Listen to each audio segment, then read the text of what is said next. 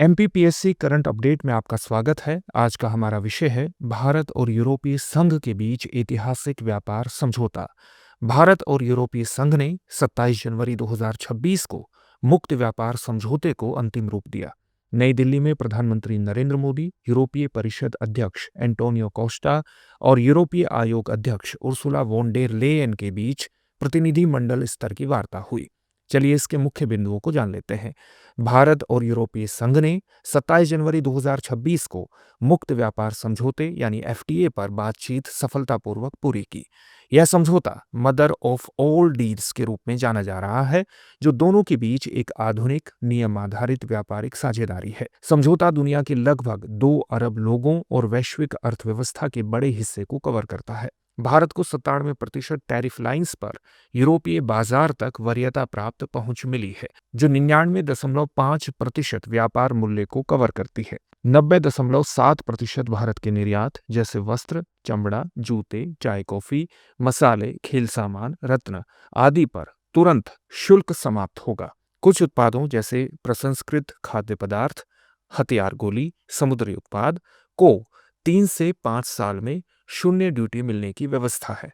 कुछ निर्यात जैसे पोल्ट्री, संरक्षित सब्जियां, बेकरी उत्पाद को टैरिफ कम करने या टीआरक्यूज के जरिए वरीयता दी जाएगी। भारत 92.1% टैरिफ लाइन्स पर ईयू के निर्यात को वरीयता देगा, जिसमें 49.6% पर तुरंत शुल्क समाप्त होगा और बाकी पर चरणबद्ध रूप से कमी होगी।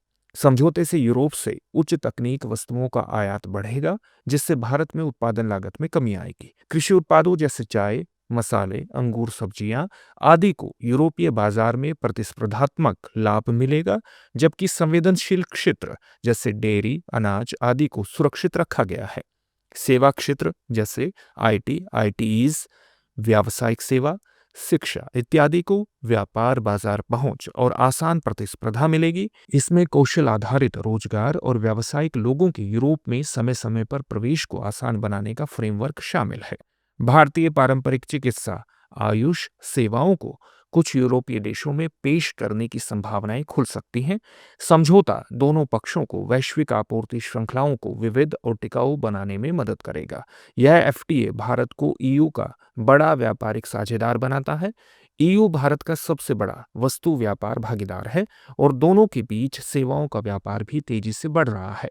चलिए अब जान लेते हैं भारत यूरोपियन यूनियन संबंधों के विषय में। भारत और यूरोपीय संघ के बीच संबंध साझा मूल्यों पर आधारित हैं, जैसे लोकतंत्र, कानून का शासन, नियम आधारित अंतर्राष्ट्रीय व्यवस्था और बहुपक्षवाद।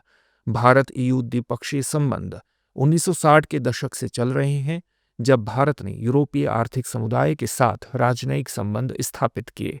1993 में संयुक्त राजनीतिक बयान और 1994 में सहयोग समझौता ने द्विपक्षीय संबंधों को मजबूत करने की नींव रखी। 2000 में पहली भारत ईयू शिखर बैठक ने रिश्तों को नए स्तर पर पहुंचाया और बाद में 2004 में इसे रणनीतिक साझेदारी के रूप में उन्नत किया गया। इंडिया ईयू स्ट्रेटेजिक पार्टनरशिप और रोड मैप टू 2025 जुलाई 2020 में अपनाया गया, जो साझेदारी को आगे बढ़ाने का मार्गदर्शक दस्तावेज है। आज दोनों पक्ष व्यापार, निवेश, जलवायु परिवर्तन, डिजिटल सहयोग, कृषि, विज्ञान एवं प्रौद्योगिकी जैसे कई क्षेत्रों में मिलकर काम कर रहे हैं। 2023-24 में भारत का ईयू के साथ द्विपक्षीय वस्तु और सेवा व्यापार इतिहास में उच्च स्तर पर पहुंच गया, जिसमें ईयू भारत का सबसे बड़ा वस्तु व्यापार भागीदार बन गया। कई संवादी तंत्र और मंच स्थापित किए गए, जिनमें सुरक्षा, ऊर्जा, जलवायु, डिजिटल और विज्ञान प्रौद्योगिकी सहयोग शामिल है, ताकि दोनों देशों के बीच बहुआयामी साझेदारी को और प्रोत्साहित किया जा सके। चलिए अब देखते हैं इससे जुड़े हुए एक प्रश्न को। भारत ईयू एफटीए को किस नाम से जाना जा रहा है? आपके सामने ऑप्शंस हैं: grand trade deal, mega economic pact, mother of all deals, global trade framework. इस प्रश्न का उत्तर कमेंट बॉक्स में कमेंट करके जरूर दीजिएगा। धन्यवाद। अब एग्जाम की तैयारी को और बेहतर करने के लिए हमारे चैनल को लाइक, शेयर और सब्सक्राइब करना ना भूलें।